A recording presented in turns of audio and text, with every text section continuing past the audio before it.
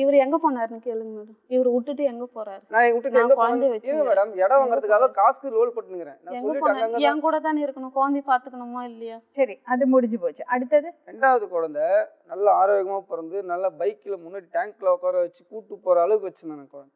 எங்க அம்மா என்ன பண்ணாங்க, தீபாவளிக்கு நோம்பு கும்பிடணும்டா குழந்தைய கூட்டோடான்னாங்க.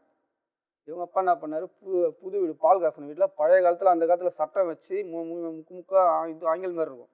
அந்த கதவு எடுத்துட்டு உள்ளே வச்சு இது கீழே போட்டு அந்த கதவு குழந்தை ஸ்பாட்லேயே மண்டிலே அடித்து ஸ்பாட்லேயே இறந்து போச்சு. ஆனால் அந்த குழந்தை புதைக்கும் போது கூட சாவே இல்லை, உயிரோட 10 கிராம் இறந்து. அவன் அந்த வேலை பண்ணாங்க. என் குழந்தைங்க எனக்கு கஷ்டம் இல்லை, அவளுக்கு இருக்காது. எனக்கு கஷ்டம் இல்லை. எல்லாருமே அவங்க அப்பா அவங்க சேர்ந்து பண்ணதான் மேடம். என்னங்க பேசுறீங்க? அம்மா குழந்தை சொல்ற பேச்சு ஏதாவது கேட்குறாங்களா மேடம்? சரி, அதுக்கு இதுக்கு என்ன சம்பந்தம்? சொல்றேன் மேடம்.